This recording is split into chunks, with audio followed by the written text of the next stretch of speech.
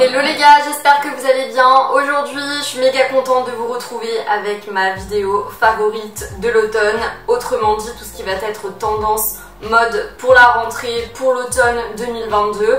Donc vous allez voir, il va y avoir vraiment que des pépites, On a énormément de choses à voir ensemble. Petit aparté, comme vous le voyez, le fond n'est pas du tout pareil. Les murs ont été peints en blanc parce que je vous annonce mon retour en France. Pour celles qui ne le savaient pas, donc je vivais aux Pays-Bas depuis à peu près un an. D'ailleurs, je me disais que ça serait peut-être cool de se faire une petite FAQ, un de ces quatre, parce que entre temps il y a plein de personnes qui nous ont rejoints. D'ailleurs, merci encore de nous rejoindre au fur et à mesure. Franchement, c'est super encourageant. Ça me motive à vous faire plus de contenu tout le temps, donc je suis méga contente. Si vous n'êtes pas encore abonné à ma chaîne, je vous invite à le faire. En plus, comme je disais dans ma précédente vidéo du 25 août au 1er septembre, je vais vous sortir une vidéo par jour concernant toutes les tendances de cet automne, les tendances de la rentrée notamment, étant donné que là on va être en plein dedans. Donc ne loupez pas ça, activez les notifications et puis on va commencer tout de suite parce que comme je vous disais, il y a énormément de choses à dire. Donc ne perdons pas de temps. Alors vous savez que j'aime bien commencer ce genre de vidéo par l'axe général vers lequel toutes ces tendances sont orientées. Donc on a le gros comeback sur les podiums de l'influence Y2K avec des micro-jupes, des pantalons taille basse qu'on a pu retrouver par exemple chez Isabelle Marant ou chez Versace, mais aussi énormément de lingerie apparente. Vous allez voir que cette saison on va vraiment être en transparence. Je vous en dis pas plus pour ne pas gâcher l'effet de surprise. Toujours dans cette inspiration Y2K, on a aussi beaucoup de ceintures chaînes qui ont notamment été vues chez Versace. Et malgré que ce soit une tendance qu'on a beaucoup vue pendant ce printemps-été 2022, étant donné que c'était également l'axe principal, on reste sur des pièces qui sont très différentes et il n'y a du coup pas de risque finalement d'être lassé de cette tendance. Dans cette catégorie Y2K, on a une sous-catégorie en particulier qui a su sortir son épingle du jeu finalement, c'est l'influence schoolgirl. L'influence schoolgirl, typiquement ce à quoi je pense en vous disant ça, c'est les looks preppy de Blair Waldorf dans Gossip Girl. On va avoir des pièces comme du coup tout ce qui est babies qu'on a vu chez Versace. On va aussi avoir la jupe plissée qui a été vue énormément chez Miu Miu, qui est d'ailleurs la pièce phare de la maison cette saison. On retrouve la chemise blanche, le pantalon à pince qui a aussi été vu chez Versace, chez Valentino, chez Chloé. Et on a le grand retour également du blazer oversize. Donc là, celui-ci, on l'a vu sur tous les défilés. Donc là, on est sur la panoplie parfaite de cette influence schoolgirl justement. En parlant de Versace, je fais une petite parenthèse en vous disant que si vous n'avez pas eu l'occasion encore d'aller checker le défilé, vraiment allez-y parce que Donatella Versace a fait un travail de malade cette saison. Honnêtement, tous les looks, je suis fan. On est clairement sur du grandiose. On est sur des pièces qui sont ultra élégantes et glamour et qui sont un petit peu terminées avec un esprit rock, un esprit biker. Et vous savez à quel point j'adore ce style et à quel point il me correspond. Ensuite, dans les autres grandes tendances qu'on va avoir, ça va être la tendance biker qui fait aussi partie des incontournables cette année avec énormément de vestes en cuir, de gants en cuir et même des jupes qui ont été vraiment tirées de cette tendance. Et enfin, la dernière grande tendance qu'on a cette année, c'est l'influence de la femme fatale qu'on retrouve notamment chez Versace. Donc comme je vous disais, avec des lignes sur les vêtements qui sont très féminines, accentuées par des jeux de découpe. Ça, je vous en avais parlé, il me semble, la semaine dernière, que ça allait être un petit peu dans les 6 tendances à choper dès maintenant. Au niveau des pièces sur lesquelles on retrouve cette influence principalement, eh bien ça va être le corset qu'on a vu également sur plusieurs défilés. On l'a vu sur Valentino, on l'a aussi vu sur Versace encore une fois.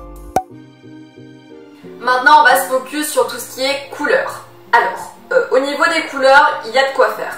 Donc, on va d'abord rester sur les couleurs incontournables qu'on voit déjà depuis pas mal de saisons. Au final, c'est un petit peu la base en hiver. Donc, c'est les couleurs nude. On va retrouver du crème, du blanc, de l'écru, qu'on a notamment vu du coup sur le défilé Jacquemus. On a aussi vu beaucoup de beige sur les défilés Chloé et Isabelle Marant. Ensuite, seconde couleur, on va dire, qui ressort énormément cette saison, et dont j'avais commencé un petit peu à parler également dans ma dernière vidéo. D'ailleurs je vous la mets juste ici si vous ne l'avez pas encore vue, du moins juste là. Ça va être la couleur chocolat. Ça c'est la couleur que j'attendais, c'est une couleur que j'adore pour l'automne. Je trouve que c'est la couleur idéale clairement avec le lit de vin. Bon, le lit de vin ne fait pas partie du coup des couleurs tendance cette saison, mais trop contente du retour du chocolat. On l'a vu sur les défilés Jacquemus, encore une fois, Isabelle Marant, Chloé aussi. Le violet va aussi être de la partie, on l'a vu sur plusieurs défilés dont Versace encore et toujours. Là je vous préviens, Versace je vais vous en servir à toutes les sauces parce que comme je vous disais c'est clairement un défilé qui m'a inspiré cette saison. Donc d'ailleurs je pense que toutes les vidéos qui vont découler de cette tendance mode de l'automne-hiver, vous allez avoir du Versace, comme ça vous êtes prévenus. En autre tendance couleur, ça va être le full look monochrome noir. Donc vous le savez, le noir c'est un basique de l'hiver, il est indétrônable. Et cette année, justement, les maisons ont décidé de jouer avec, mais sous forme de look monochrome. Donc c'est pour mon plus grand plaisir parce que vous savez à quel point j'aime le noir. Et ces looks monochrome noirs, pour le coup, on les a également vus sur tous les défilés. Donc on l'a vu sur Jacquemus, on l'a vu sur Valentino, on l'a vu chez Prada. Donc voilà, j'insiste, ça fait partie également des essentiels de cet automne. Et enfin au niveau des couleurs, la dernière couleur clé que j'ai à vous partager, c'est le rose, donc le rose Barbie, le rose fuchsia, autour duquel Valentino a totalement axé sa nouvelle collection. Tout le défilé s'est fait soit en rose fuchsia, soit en noir. On n'avait quasiment que des looks monochromes. Je vous invite également à aller le regarder. Je vous mets les liens des défilés de toute façon en barre d'infos si jamais vous voulez aller les checker. Mais celui-ci, ça a été pour moi une réussite. De toute façon, vous savez que Valentino, c'est aussi une maison que je porte dans mon cœur, donc je ne pouvais pas être déçue une nouvelle fois. Ce rose, donc il est très pétant chez Valentino, mais il est aussi très doux chez Versace. On a un rose qui va peut-être être plus portable en hiver. Le rose fuchsia, je pense plutôt à l'automne, étant donné qu'on est dans la transition avec l'été, qu'il y a encore quelques rayons de soleil, donc ça permet de pouvoir sortir un petit peu les couleurs pop.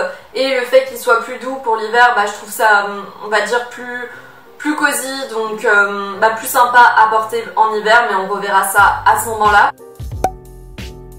Ensuite, on va voir tout ce qui est matière. Donc, l'incontournable matière à avoir cette saison et qui va au final de pair avec ce que j'ai évoqué juste avant au niveau des grandes tendances. Vous l'aurez deviné, c'est évidemment le cuir qu'on a pu également retrouver sur absolument tous les défilés. On l'a vu sur Isabelle Marant, sur Versace, sur Chloé aussi. Et comme je vous disais, on le retrouve beaucoup sur tout ce qui est veste, sur tout ce qui est gants. Les gants en cuir cet hiver, ça va être une des tendances, notez-le bien parce que du coup vous allez en avoir besoin dans les mois qui arrivent. Et ce cuir on le retrouve aussi du coup sur tout ce qui est jupe, mais également sur tout ce qui est robe. Ensuite un petit peu dans l'influence femme fatale, même biker un petit peu j'ai envie de vous dire, on va retrouver la matière vinyle. Bon, il faut admettre que c'est une matière que l'on a moins vue au final.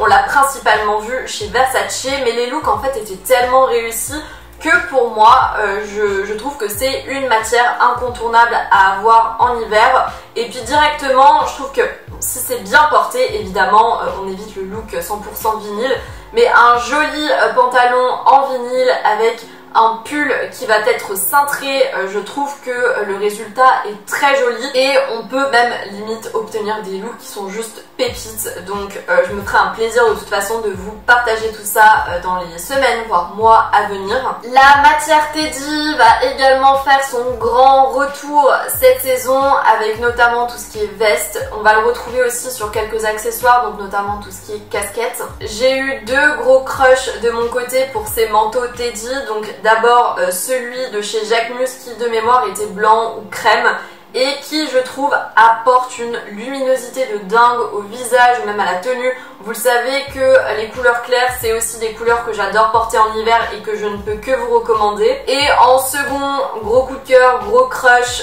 cette saison, c'est le manteau Teddy beige de chez Chloé. Alors celui-ci c'est aussi une pépite. On le verra peut-être un peu plus tard, même d'ici quelques mois je pense, plutôt dans une vidéo qui va être dédiée aux tendances de l'hiver. Mais on va aussi avoir le gros comeback de tout ce qui est fausse fourrure. Ensuite, autre matière que l'on a beaucoup vu sur les défilés, ça va être du coup tout ce qui est sequins et paillettes. Donc là c'est plus finalement pour les looks de fête, ils nous en servent chaque année, donc c'est pas vraiment une nouveauté, c'est surtout pour anticiper Noël. Et clairement, pour parler de paillettes, Valentino nous a proposé une vraie panoplie cette saison, donc je vous mettrai de toute façon quelques extraits du défilé pour que vous puissiez vous faire votre propre idée. Et enfin, la dernière matière que j'ai vue, c'est le tweed, et je l'ai principalement vu chez Versace.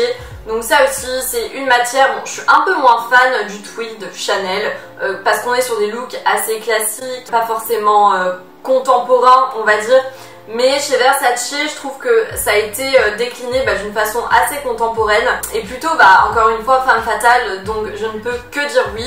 Je vous mettrai des extraits pour que comme d'habitude vous fassiez une idée, mais c'est aussi une matière en tout cas que l'on a vu, avec laquelle on va pouvoir jouer cette saison. On va passer à tout ce qui est imprimé, donc on va tout de suite faire tomber les masques. Je n'ai pas forcément trouvé d'imprimé particulier qui était prévu du coup pour les prochains mois, excepté peut-être les rayures qu'on a pu apercevoir sur plusieurs défilés. Donc on a pu apercevoir des rayures sur le défilé Jacquemus, et ce qui me fait penser que finalement en fait on a aussi l'imprimé damier qui est apparu lors du défilé Versace une nouvelle fois. Donc voilà, au final dans les imprimés à retenir on a vraiment tout ce qui va être rayure et damier finalement, mais je trouve que ça reste quand même assez discret. Tout ce qui est matière, couleur, etc. c'est quelque chose qui a été beaucoup plus vu. Et enfin on va passer à tout ce qui est détail au final qui ne rentrait pas vraiment dans les autres catégories. Donc comme je vous disais dans ma précédente vidéo, on retrouve énormément de jeux de transparence cette saison. Donc le but du jeu c'est vraiment de jouer avec ces jeux de transparence en faisant du layering et notamment avec tout ce qui est robe. Donc ce jeu de transparence on l'a énormément vu, même majoritairement vu sur des pièces comme les robes. Donc à voir ce qu'on peut faire. Je pourrais peut-être essayer de vous faire une vidéo dédiée un de ces quatre, dans quelques semaines encore une fois, mais ça peut être intéressant de jouer avec et de vous montrer qu'on peut être classe et chic en portant une robe transparente, et que c'est pas parce que c'est transparent que c'est forcément vulgaire. Donc j'ai hâte de vous faire ça. N'hésitez pas à me dire en commentaire d'ailleurs si c'est quelque chose qui pourrait vous intéresser. On va également retrouver beaucoup de jeux de volume au niveau des épaules. C'est une tendance qui a été vue sur les défilés Chloé mais aussi Versace. Et on a aussi un gros boom de tout ce qui est encolure cœur. Pour moi c'est clairement l'encolure haut à privilégier des prochains mois qui arrivent. Essayez de mettre de côté tout ce qui est col rond, tout ce qui est col carré, tout ce qui est col triangle, etc. Partez vraiment sur une encolure cœur, c'est la tendance, et je trouve que c'est limite l'encolure la plus jolie parce que ça fait très féminin, ça épouse au final les formes de la poitrine. Et je trouve ça très très joli, il y a de quoi s'amuser. J'ai hâte encore une fois de vous proposer plein d'idées de tenues avec. C'est notamment une tendance qu'on a aperçue chez Valentino une nouvelle fois pour l'anecdote. Donc voilà, je pense qu'on a fait le tour au niveau de ces tendances pour la rentrée / automne-hiver 2022. J'espère que ça vous a plu. N'hésitez pas à me dire en commentaire quelle est votre tendance favorite. Là évidemment j'ai essayé de rassembler le plus de choses possible pour que vous ayez en main le plus d'outils possible finalement, mais vous en faites pas, au fur et à mesure des jours et des semaines on va décortiquer tout ça ensemble pour que vous puissiez avoir, on va dire, une idée un peu plus précise des pièces sur lesquelles on peut les retrouver, comment porter ça, etc. Vous savez que je suis là pour ça. Donc n'hésitez pas à mettre un petit j'aime si ça vous a plu. Et puis je vous dis à demain pour la prochaine vidéo, étant donné que comme vous le savez, à partir d'aujourd'hui, on se retrouve pendant une semaine avec une vidéo par jour. À demain!